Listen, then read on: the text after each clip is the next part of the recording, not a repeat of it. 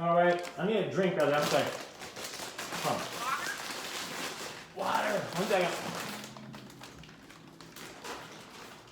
I got a refill. Okay.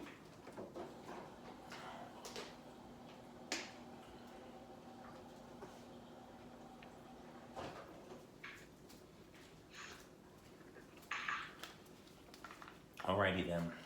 All right. Oh, it's gonna drive me crazy. I haven't used my computer for a phone call in forever. Are you able? You're not able to turn it sideways, are you? So I can. How's that? There you go. All right, all right. All right. I don't remember the last time I actually used Facebook. I don't remember the last time I used my computer for a phone call. I don't know how to do this. Aren't we using your phone right now? No, I told you my printer's out, so I can't use my phone because I got notes on my phone from talking with the RFM guy. So I need to have my phone so I can read my notes because I couldn't print them out, and I wanted to talk with you at the same time. So, all right. So, How was the pool? oh, it's fantastic. Yeah, fantastic. I love hanging out at the pool. So I'm trying to think. Here is, from my observation, the problem, if you can call it that you've got. And I'll tell you, your problem is not. The guy clearly has a problem with alcohol. We've all seen him have anger management issues. I'm not even going to go there. It's irrelevant. And I think you've seen by the comments that people have posted on Facebook that nobody is buying his bull crap. Okay. Should get some wine. Anyways, so nobody's buying that. But here's the problem. He has essentially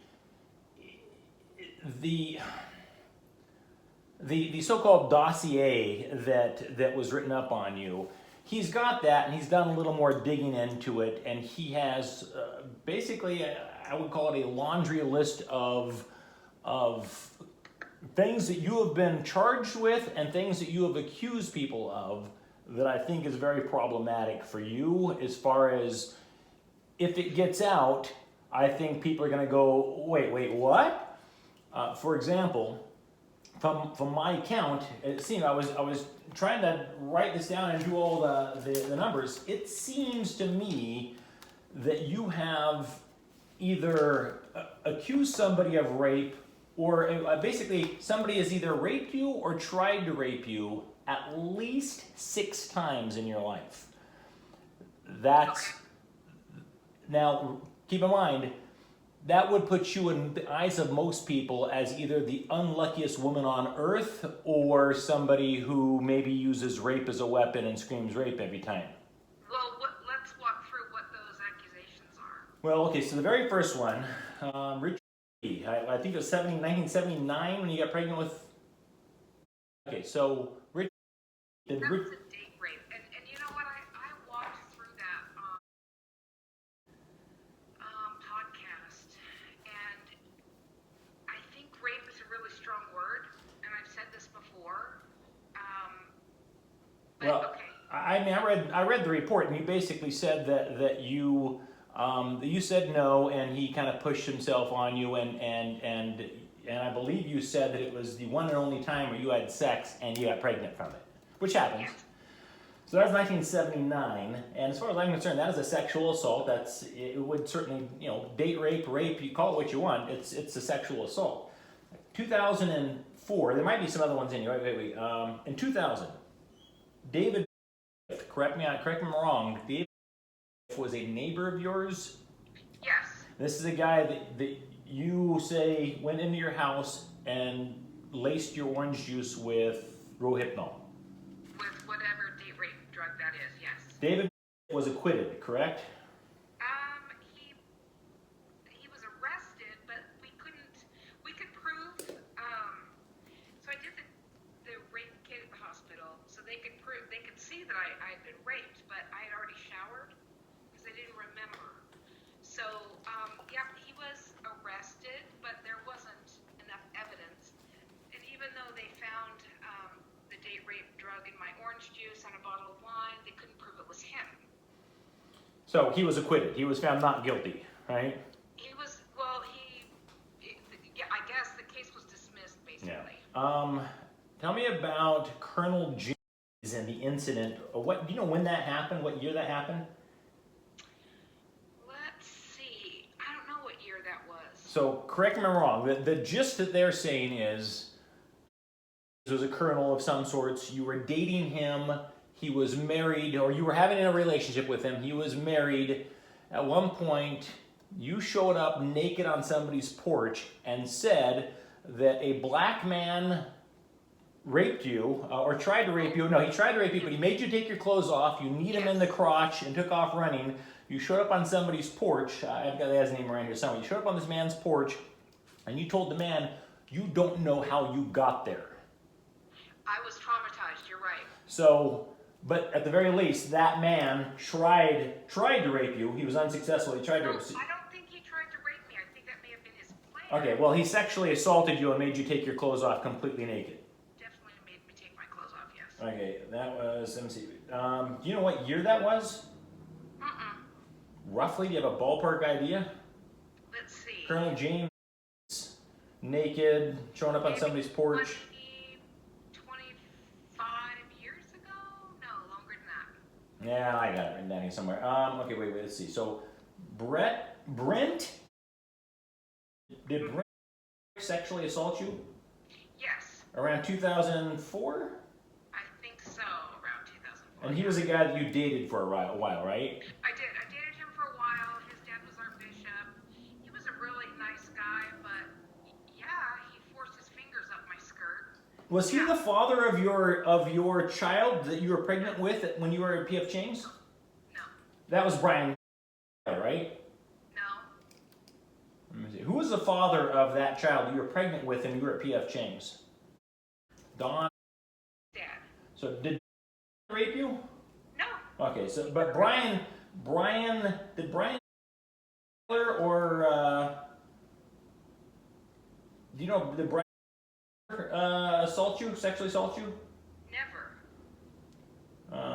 Let's see. So Brian never raped you. Brent did though, right? No, he didn't rape me. He just forced his fingers in me, and I. Okay, so he forced his fingers into you. That is certainly a sexual assault at the very least. Let's see. Let's say. Let me see. The airplane arrest. What's the situation with the airplane? You got drunk on an airplane or something or another and flipped out and got arrested in Atlanta? What happened was my daughters were with their dad in Utah, which they spent the summers and every other Christmas. His roommate called me and said that my girls were being sexually abused by him. I got on the next plane. I was panicky and I didn't drink at the time, but some of the flight attendants brought me some wine. And then someone put their hands on me to try to restrain me, which did not work out well for any of us. So that's what happened. I had a panic attack on the plane, and I assaulted someone. Was a coworker of yours at Winslow BMW, right? Yes, he was also my neighbor and in my ward, and a good friend of Brent's father, who was our bishop. Yes, is he the one that basically recommended you to Winslow and you got the job at the BMW place? Yeah. And then he's the one that later you was accused of being a peeping Tom at your house, right? Yes, but he never tried to solicit sex from me, ever, not one time, even though it says that in the dossier. You know what, where is that stupid dossier? This dossier is gonna be the death of me. Let's see. Tell me about the slip and fall at McDonald's in Tyler, Texas. Let's see. It caused a miscarriage. It was. What year is that, do you know? I. Oh, wait, I got it. Wait, no, I don't have it. I take it back. I don't know the date of that one.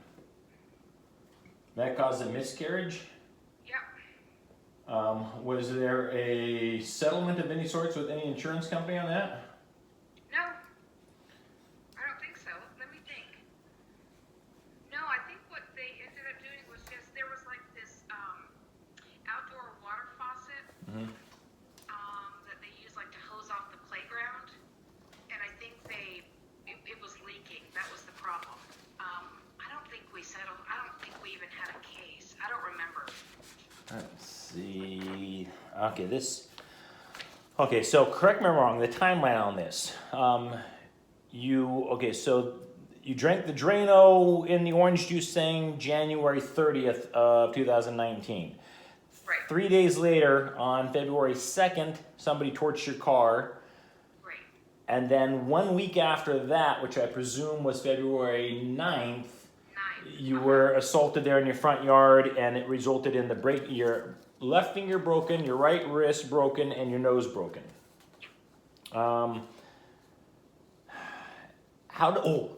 Somebody asked me, how did she know what Drano tastes like? Because everybody said, you said they put Drano, Drano in your.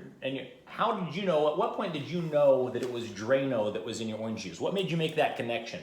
Because if I drank some orange juice and it burned my throat, I wouldn't immediately think, oh my God, somebody put Drano in orange juice. Okay, well, I had used my crock pot a couple of days before. I cleaned it out, and I had to take it into my garage where I normally have storage for stuff like that, crock pots and whatever. So it was still sitting on my counter. I had other dishes in the dishwasher to take out at the same time. The Drano was behind the crock pot, so I didn't see it right away.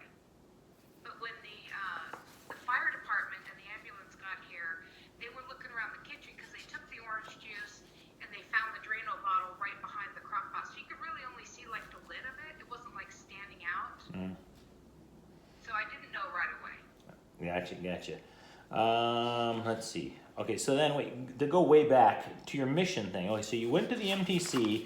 They said you were in the MTC from January 26, 84 to April 5th of 84.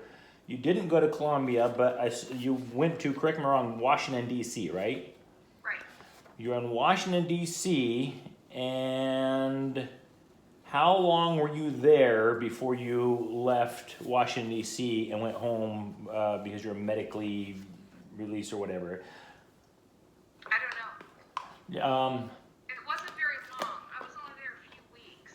So you were in Washington, D.C. for a few weeks, and while you were there, you said that you were raped by a black man, that you were walking out to your car. What happened there? That's not what I said. I had a panic attack. I left my two companions. We were living in a really tall apartment complex in Arlington, Virginia. I didn't know what was happening to me. I told them I left my camera in the car. I ran out to the elevator, took the elevator down, and was pacing. And I had a full-blown panic attack, was crying and shaking when they came out to find me, which was probably 20 minutes or so later. And I said someone tried to rape me. There was a black man that came and scared me. I never said he raped me. So the black man tried to rape you. When they sent you back home to Provo, they didn't test you for STDs and test you for pregnancy and receive counseling? There was no rape. I never said there was a rape. All right. So you never said there was a rape, and they did not test you, because I'll be honest with you, I would like to get what they call an ARI, an authorization to release information. One of two things is the case. Frankly, either you're lying to me or you're telling me the truth. If you're lying to me, I'm going to find out. Right. And if you're telling me the truth, then then a medical authorization to release information would prove what you're saying is true. If they tested you for STDs and pregnancy and all that, obviously there'd be records for that. So I'm not terribly worried about that. You went back out on the mission and went to Milwaukee, right? Right. And that was June 4th. You went back out there, and they're saying June, July, August, September, October. 4 months later, they're saying that you were released from your mission and disfellowshipped for sexual misconduct with another missionary. I gave him a blowjob. Well, okay, well, that'll do it. Did he get sent home too? No. He didn't get sent home, but you did? Oh, that's nice. You said something on Radio Free Mormon that I thought, I'll be honest with you, it sounded a little incredulous, and I wanted to talk about it. incident where you said that in order to go back on your mission, you had to meet with Thomas S. Monson, and you had met with him for 45 minutes to an hour, but you Right. didn't seem to be able to remember any of the conversation. Did his office have windows? I don't know. See, now that bothers me. The fact that you don't know anything about a 45-minute to a 1-hour meeting with an apostle, and you can't describe the color of the carpet, you can't say whether the room had windows, you can't remember any details at all. I remember meeting with him. I remember him asking me about my testimony and why I wanted to serve a mission. Why was it with one of the apostles? Was there any particular reason? I don't know. Did you get a letter asking you to come and meet with President Monson, or did you get a phone call saying to come meet with him? I got a phone call. I was staying at the home of a local bishop. And I believe it was arranged. I don't even remember how I got up there. I don't know if I drove or because I didn't have a car. So I don't know if I borrowed the family car. I don't know how I got up there. I don't know how I got home. Why is that? Do you have experiences with memory blackouts often? Because that's concerning. I mean, it's a people are going to look at that as a wild allegation. You're claiming that in order to go back on your mission, you had to meet with Thomas S. Monson, arguably one of the most beloved people in the church at that time, and you had a 45-minute to a 1-hour meeting. You can't say what floor it was on. You can't say whether the room had windows. You can't describe the color of the carpet. You can't provide any evidence at all to back that up because it was all done through one or two phone calls. Nothing in writing. Nobody went with you. There were no witnesses. So it was you and Thomas Monson and nobody else sitting in his room, in his office for 45 minutes to an hour. Correct. That is very problematic. I'm not going to lie to you. I got to tell you, people are going to have a serious problem with that. But it's I'm sure that when we get his diary records, we'll be able to prove it. But it is what it is. Whether it's a problem or not, it just is what it is. okay. So the California Dreaming thing. Was there 2 black men that were involved in the incident in the parking lot, or 1? I think there were 2. I know one that I actually saw. The one hit me over the head. I think there were 2, but I can't swear to it. Okay, and the one that hit you over the head had a gun. He hit you over the head and put you in the trunk of your own car. Yeah, put me in the trunk of my own car. Did you file suit against California Dreaming for having improper security on their premises? Yes, and when they changed the lighting, because all the lights were out in their parking lot, and once they changed that, that's all I needed. Did you sue Franklin Life Insurance for sexual harassment over that incident where your boss was talking sexually? What's that? He wanted me to have sex in the hot tub with his wife while he filmed it. Well, No, I didn't sue them. Why are you laughing? well, I was joking. I'm like, well, I mean, come on, it's a hot tub with his wife, and no, I'm sorry for my levity on that. That's okay. No, it's fine with me. Let me see. Okay. I don't care about this Dr. Tag or whatever his name is. Yeah, your sex life, as far as I'm concerned, is nobody's business. Let's see. Okay. Okay. Here you got Michael. You had a claim you filed with a rental car company. You remember what company that was? The rental car company you rented a car from, and there was a box full of dishes. I remember the incident, but no, I don't remember the car company. I do remember though. It's when I was living in Virginia, and I rented this car specifically because I went to pick up these antique dishes, and there was something wrong with a hose or something because where the passenger side is just completely leaked out. So it wasn't the air conditioning unit. It was some kind of a water hose. I don't remember what it's called, but no, I don't remember. So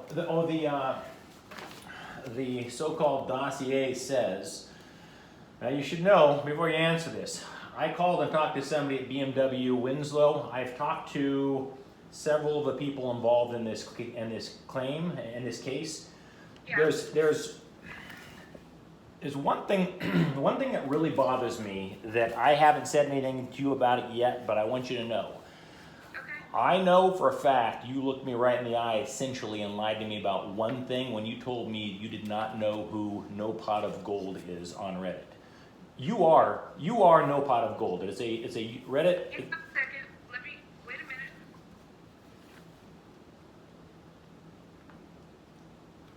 Okay. So, and it wasn't just me that you gave incorrect information to. Oh, it wasn't just me. There was more than one person that you blatantly said you are not No Pot of Gold, and you had no idea who it was.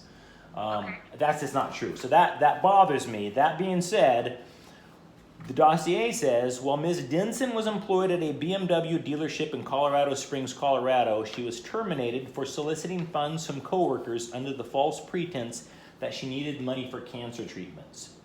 Not true. So nobody at Winslow BMW gave you money for cancer treatments. Nobody at BMW gave me money for cancer treatments. So if four people that worked at BMW in Winslow and Colorado Springs told me point blank that you were lying about that, would they're all lying? Yes. Now, Your what- lady did that, but I did lose my job because I started dating. The mechanic there, right? No, Isn't he a mechanic? no, that's Oh, gotcha. So what about Soki Happenings magazine? Did you get fired from there for raising money for a cancer fund or running any kind of story about a cancer fund? my boss at Soki Happenings ran that for me, and that's when we thought I had cancer. I didn't get fired for that, no. So Mike at BMW Winslow never gave you any money. Is it? So if they had canceled checks made out to you specifically earmarked for cancer treatment, that would be a forgery. They don't have canceled checks. They didn't give me any money. Okay, all right. Now you did at one point though say that you were diagnosed with cancer, right? Yes. And what kind of cancer was it? I don't know if I can pronounce it right. Mesenchymal When did you find out? Do you remember when you found out, when you were told you had cancer, and then do you know when you found out, when you were told that you don't have cancer? It was 2009 and 2009.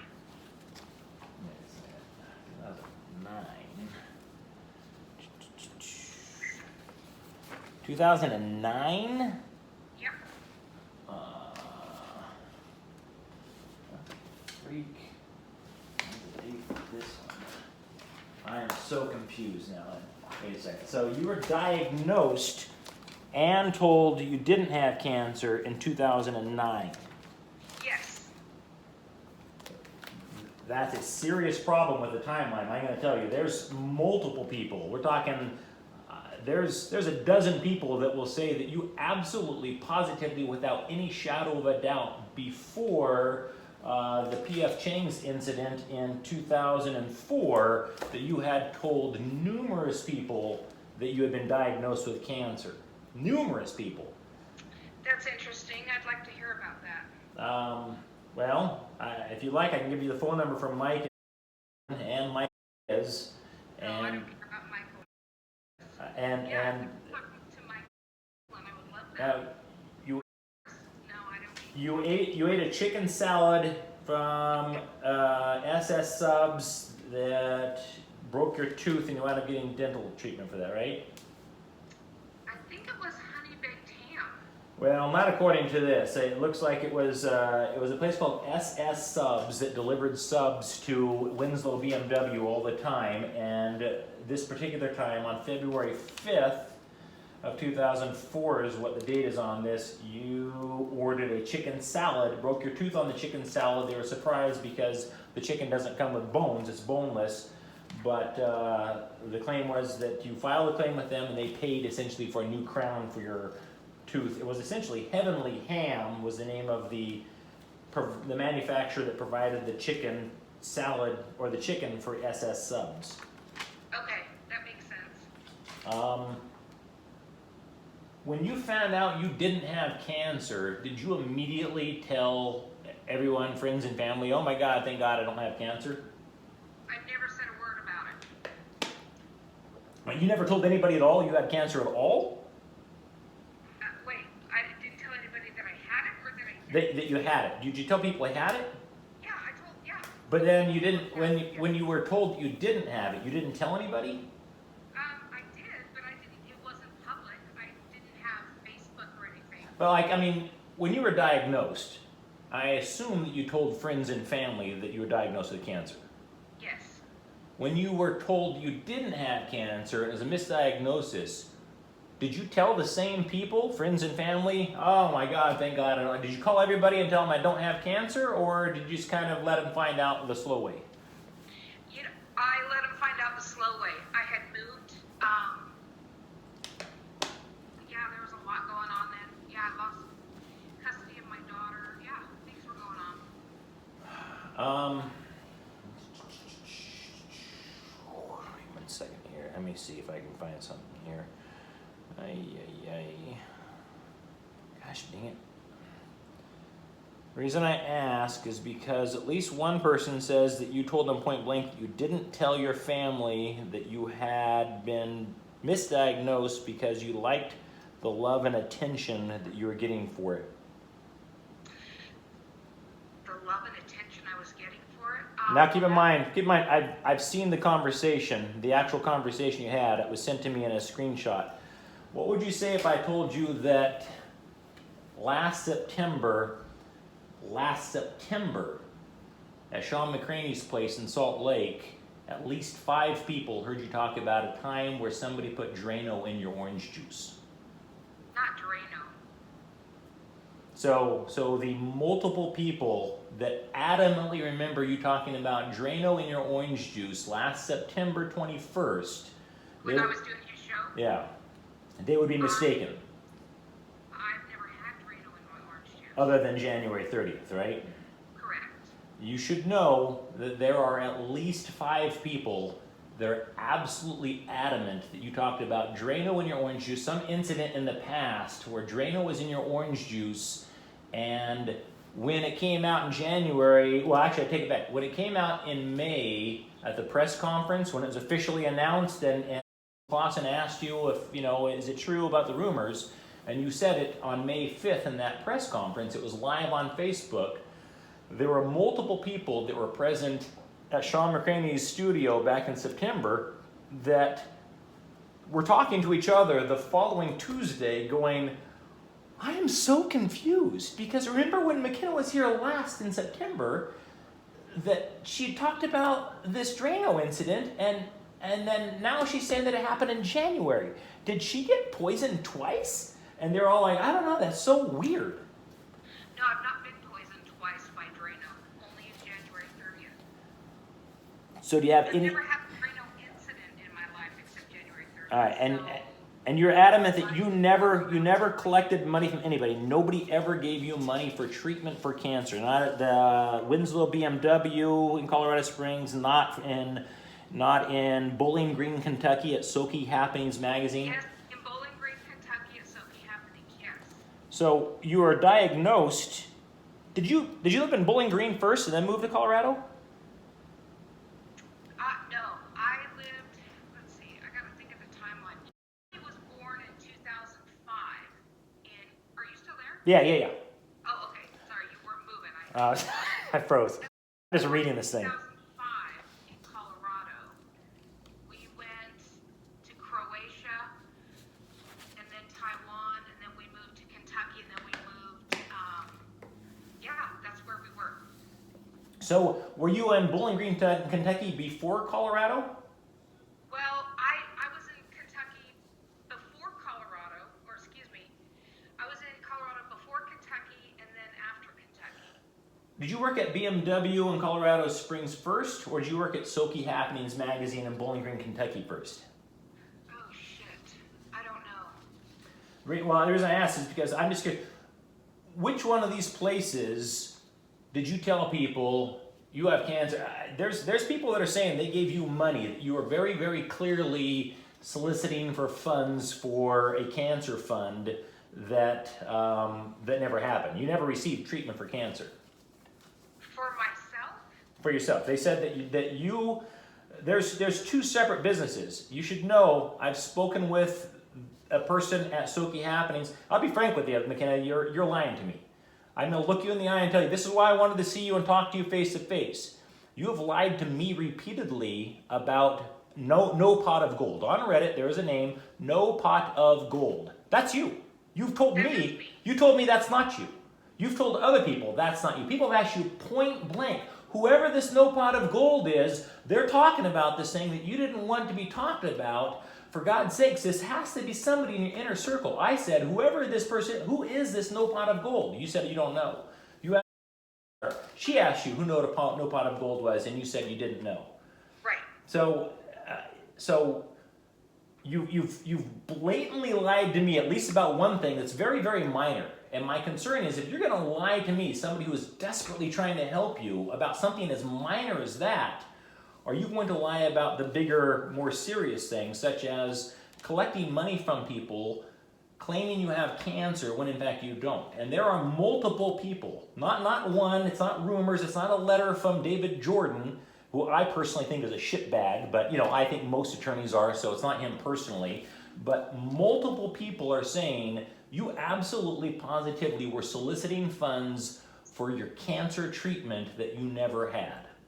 And that's extremely problematic. Most people, if they find out, this is by far, in my opinion, your worst thing, not to mention the fact you've been arrested for shoplifting at least 8 times. I've not been arrested for shoplifting 8 times. Go ahead, go through your... I'm telling you, you've been, arrested shoplifting at Home Depot. Do you remember the Home Depot incident? Yes. Okay, you were arrested there, shoplifting, correct? Yes. Okay. Arrested for shoplifting at Kroger. Yes. Okay. Let's see, you got a DUI in Bowling Green, Kentucky. Yes. Arrested for shoplifting in Salt Lake, sentenced to probation. You violated the terms of your probation, had a bench warrant issued for your arrest. No. So that is complete fabrication, and there's The only part that's a fabrication was that there was a bench warrant. Okay, so you were, so that was a separate shoplifting thing, so that's 3. So there were 2, let's see. Home Depot, Kroger, Salt Lake City. What else? I don't know, because I've only searched 14 states so far. I've done a criminal background check on you in 14 states, and what I'm finding is deeply disturbing. Deeply disturbing. Okay. You have a criminal record that is, as they say, as long as my arm. Forgery of a prescription pad thing in July 30th of 1987. There's lots of petty things, tons of times you've gotten busted for no registration on your car, no insurance on your car. It's happened tons of times. That's petty nothing, but shoplifting multiple times, you have accused at least 1, 2, 3, 4, including Joseph Bishop. I'm counting 6 people that you've accused of rape or sexually assaulting you. And you've accused people of spiking your drink in at least 2 cases, orange juice specifically, on at least 3 separate occasions. You're claiming that somebody put something in your drink, but 2 of those occasions is specifically orange juice. You have, and you've got a litany of times where you've either filed lawsuits or threatened to file a lawsuit multiple times. Franklin Life Insurance, the rental car company, the McDonald's Slip and Fall, the P.F. Chang's, where's the other one? The P.F. Chang's one is disturbing. That's a 66-page police report, and it's deeply disturbing.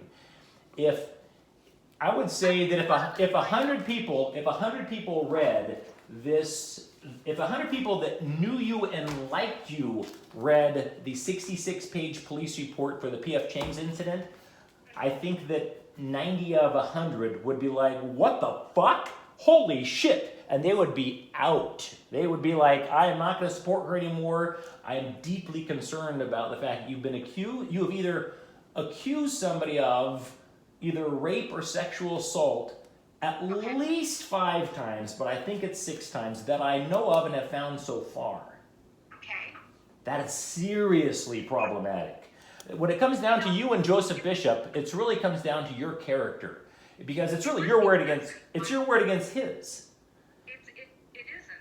Well, It doesn't come down to that. It comes down to whether or not the church knew when he was a mission president in Argentina.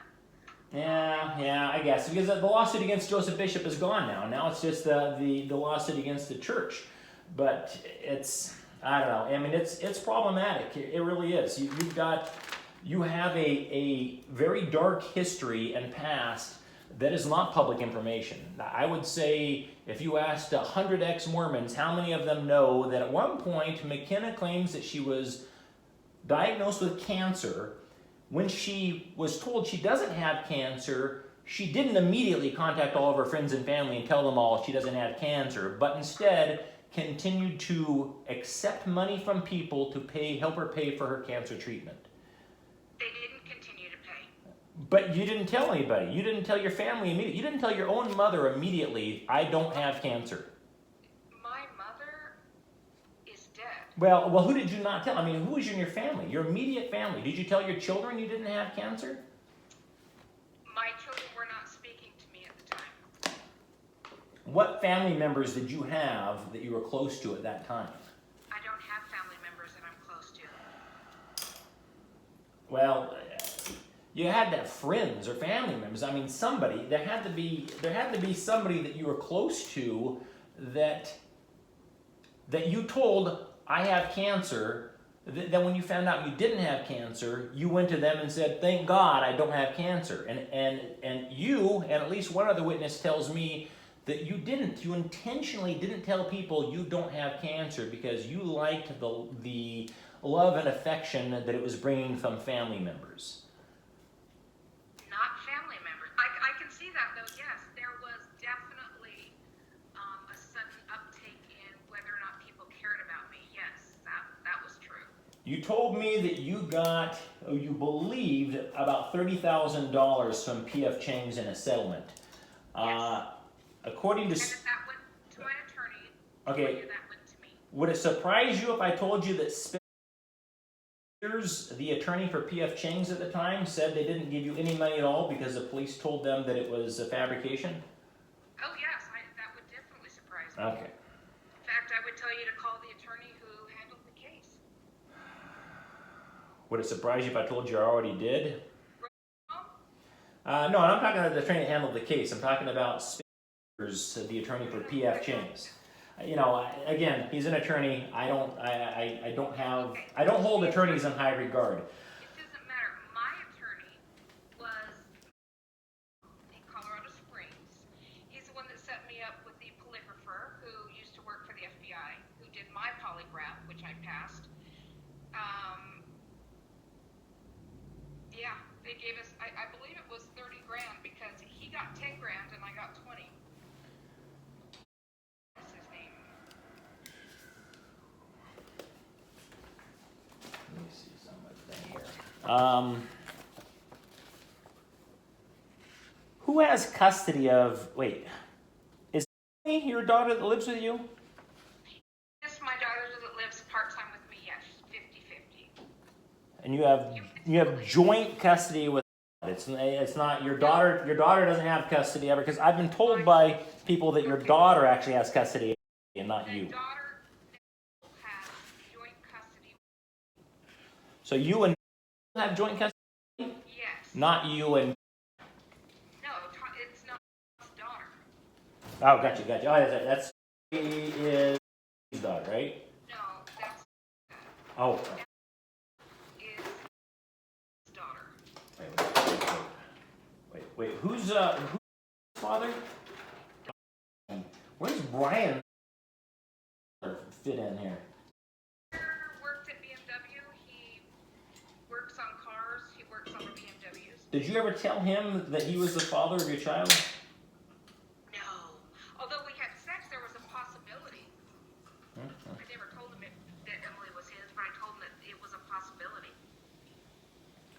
Are you still in contact with Catherine and Deborah? Not Deborah, but I am Catherine Sisney. You, yeah, yeah, yeah. Oh, well, hey, this is like 50,000. Yeah. Just walking around half naked here.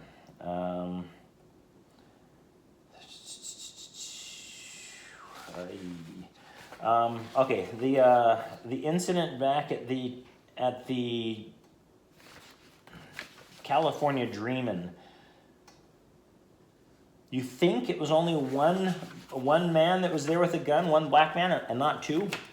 I don't know if it was one or two. I know one was the one that hit me over the head. I think I saw another guy, but I'm not really sure.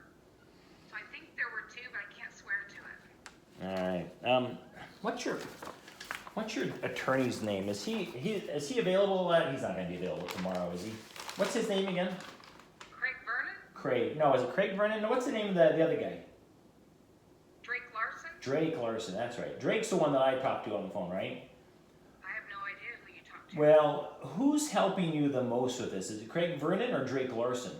On which case? Oh shit! You got multiple cases. Okay, Drake Larson is my family court attorney. He's also the one that was part of the identity theft, which was dismissed. Craig Vernon is the attorney with the church case. And the identity theft, is that tied to the Brit? No. Who? No, it was a guy I dated in Colorado who... Is this the utilities thing where the utilities are in your name and all that? Yeah. Or his name? Yes.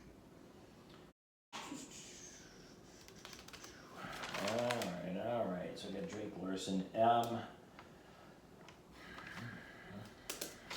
I think we should postpone this thing with RFM. We've got. I'd like to talk. Who's helping you the most with your case against the church? Is it Craig or is it Drake Larson? Oh no, it's definitely Craig. I don't think. Here's what we need to do. I think honestly we need to paint. Here's the thing. Yeah. Stop right now. Okay. I need to share something with you that you don't know yet. I have DID. Do you know what that is?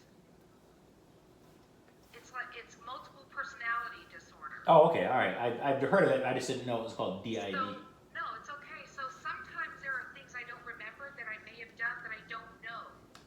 I think I've pretty much integrated all my parts, but yeah, I have to go back and look at some of my own records to find out some other things. I'm gonna have to go through and look at some of my stuff. All right. You know what? Take your time. I've got all day off tomorrow, so we'll talk again like maybe tomorrow or something other tomorrow night. Let's not do the RFM thing tomorrow. We need to make sure we're all on the same page. And in the meantime, if posts anything online attacking you, honest to God, your best bet, in my opinion, is to not respond at all, because he's just making himself look like an angry drunk with a case of sour grapes, is what it looks like. Okay. But there are some things that you talked about tonight that are very disturbing to me. I know, for example, part of the conversation with Thomas S. Monson, I do know that he said something that really upset me, and I don't remember what that was, at the end of the meeting with him. But that's not a problem. What is there are some other things that you talked about tonight that are a problem. All right. That I need to take a look at, because I don't want to. Well, do you have a copy of the 66-page police report? From PFJ? Yeah. Nah. Okay. But I do know this. What? I do know that my ex-husband was the anonymous caller. Well, they said it was a woman, though, didn't they? He and his wife. No, they went back and forth with Quick. We learned that in Discovery. They still live in Texas? Actually, they're in Pueblo this weekend. How do you learn Pueblo? Because Dad couldn't go to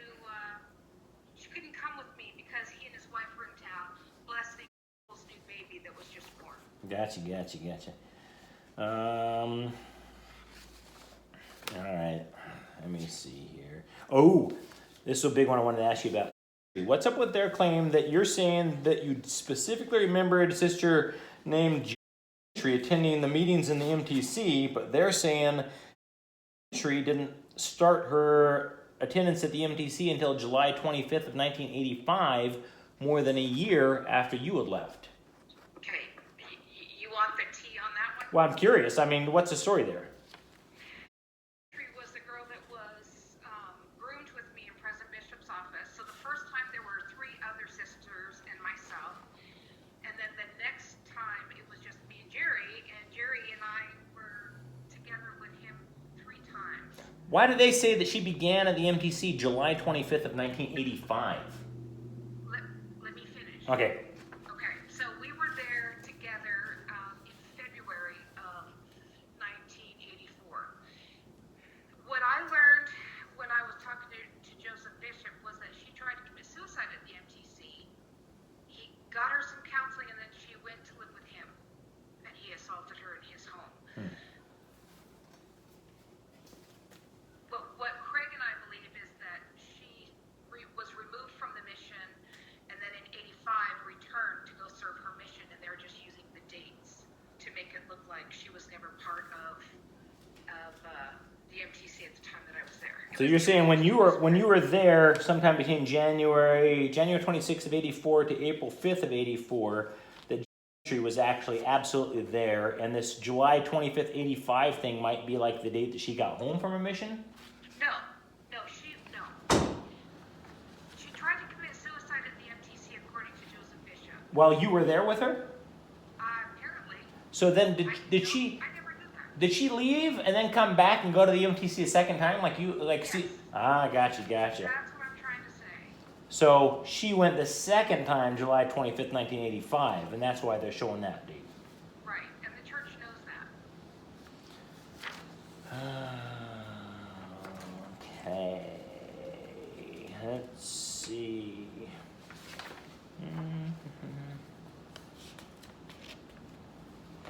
When did you get your breast enhancement, breast augmentation surgery? That was well after the MTC.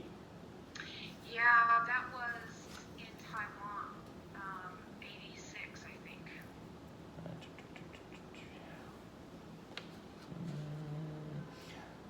When you were on your mission in Washington, D.C., and you said this man attacked you, did they send you home specifically because you were emotionally distressed from the potential rape? Because, I don't know, I mean, this says she persisted in this story that a black man threw her to the ground, tore her clothing, and raped her. She persisted with the story and was sent back to Provo to be checked for STDs, tested for pregnancy, and receive psychological counseling. Nobody raped me. There wasn't even a black man there. Well, I mean, it says, as you know, she acknowledged in our interview that this rape was a fabrication. Okay.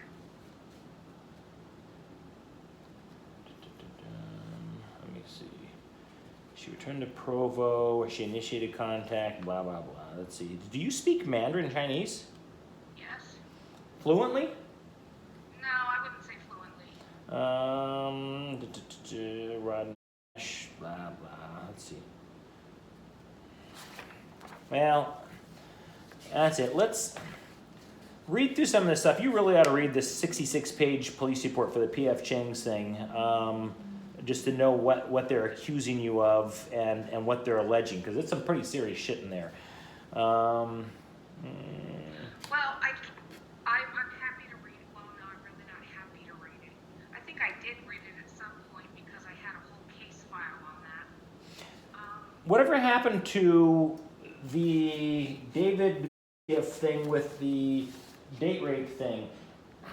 Is there a report, do you have any kind of records from the police that literally shows that they definitely confirmed there is Rohypnol in your orange juice? I don't have any records of anything. I moved overseas. Yeah, you're not packing paperwork But overseas. I'm sure there's a record of it. There's also a record where he kept calling me and he was rearrested because he wasn't supposed to have any contact with me.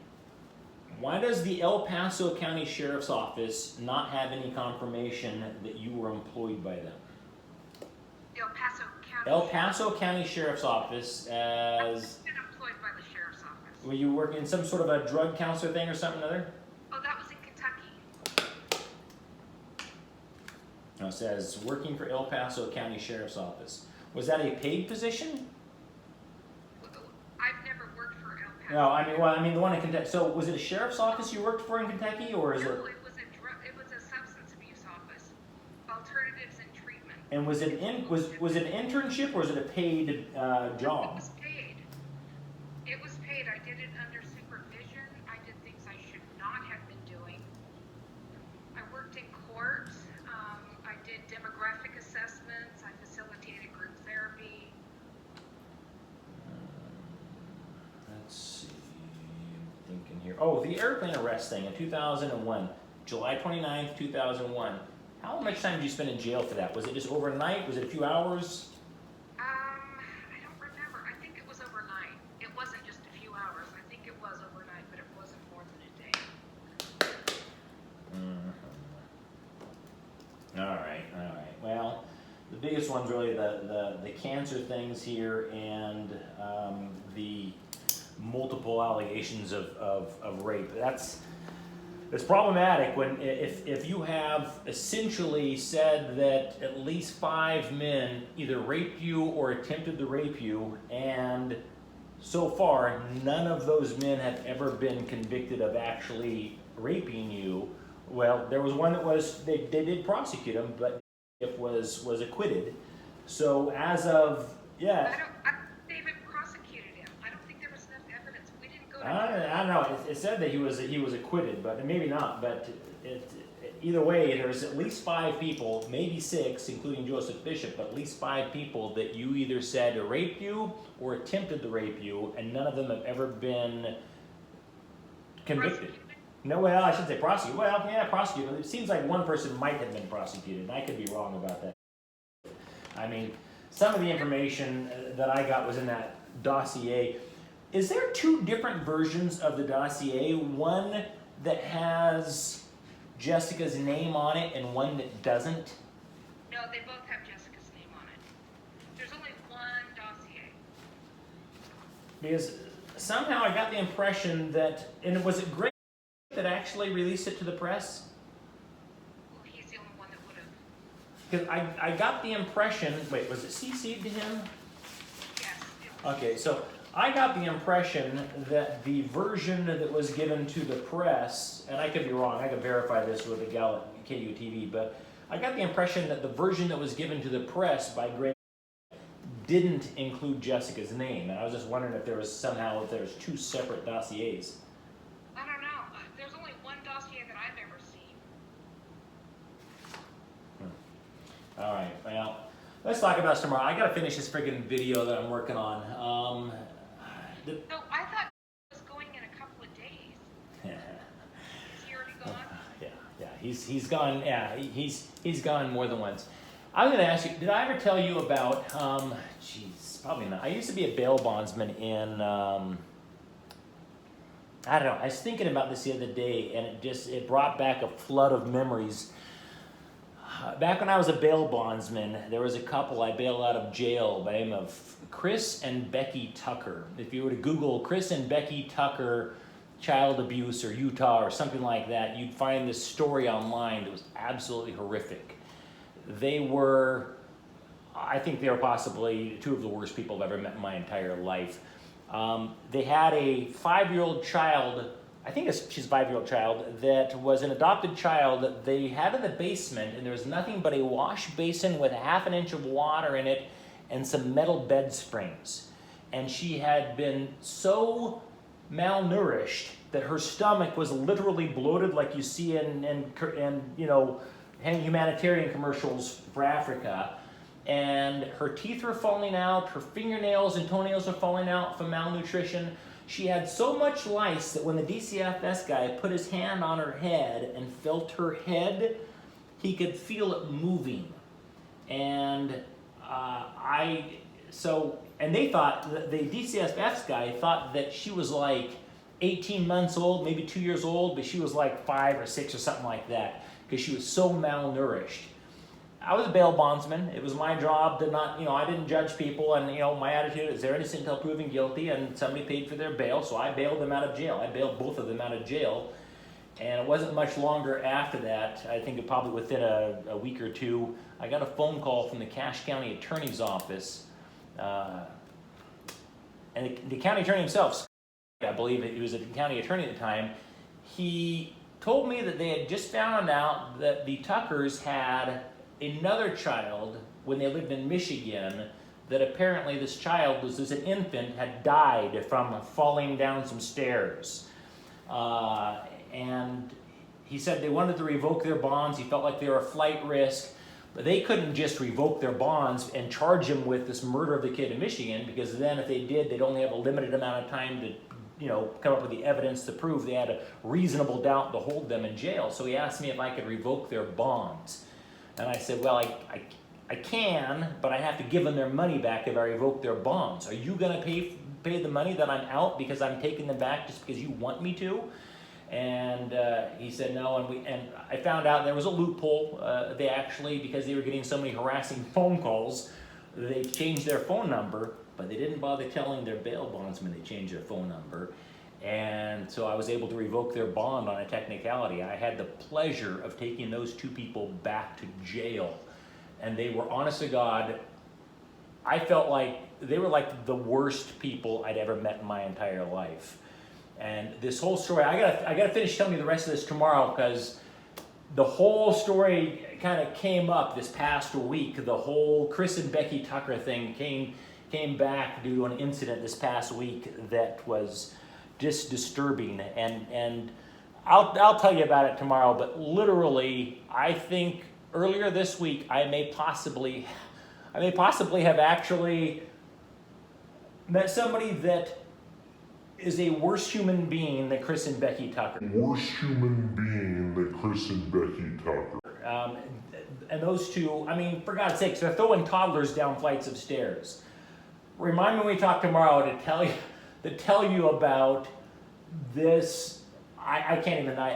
I'll start crying thinking about it. How absolutely horrific this is. So I'll regain my composure and tell you about this tomorrow, because it made me absolutely sick. But yeah, the video tomorrow, holy shit, I'll tell you, heads are going to blow for this thing. And yeah, that kid's a hero, I'll tell you that right now. He's got a set on him, that's for sure. Good for him. For being so young. Yeah, he was just a kid. Yeah, what is he, like 14 or something like that, 15? So, 18. anywho. Graduated high school. Oh, is he that old? I guess he just looks really young. So, I've never seen him. He just... I don't know. I've got a really bad memory, so I forget. Anyways, so let's talk tomorrow. Do you need me to... I'm going to reach out to one of my former therapists. Yeah. The biggest thing I think is it's kind of three things. The whole, I was diagnosed with cancer, and when I was told I didn't have cancer, you didn't immediately run out and tell everybody, thank God I don't have cancer. And that's problematic, but there's making multiple accusations or allegations of rape or sexual assault and nobody's ever been convicted. That's problematic. The multiple counts of shoplifting is definitely problematic. Let me just tell you one thing before. Well, no, two things. Yeah. One thing I'll tell you. Women who suffer, and I don't know if it's the same with men. I don't know. But women who have suffered severe sexual abuse as children often find themselves surrounded by perpetrator-type people. So it is not uncommon for a survivor of child sexual assault to be assaulted several times in their lifetime. But I have some other concerns that you brought up tonight that I want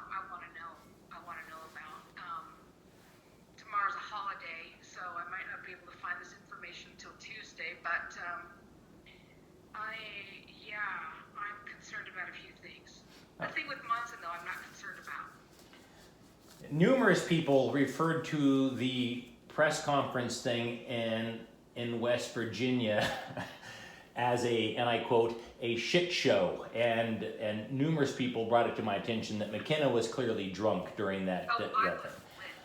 Yeah, that was probably not a good idea. I don't think it's online now. It was just a live Facebook thing that was taken off. I could be wrong, but I'm pretty sure it's actually not online anymore. But God, don't do that again. If you ever have to do anything where you are on camera, make sure you are as sober as you can be. Yeah, I will do that. I have some concerns now. Well, one thing you don't need to be concerned about is because everything he's posting, people are just rolling their eyes going, okay. I talked with yesterday and literally, it was, oh God, don't even get me started. Seriously. I'm not worried about it. I'm worried about some things in my life I don't remember. I'm worried about getting to the bottom and truth of some things that I don't remember.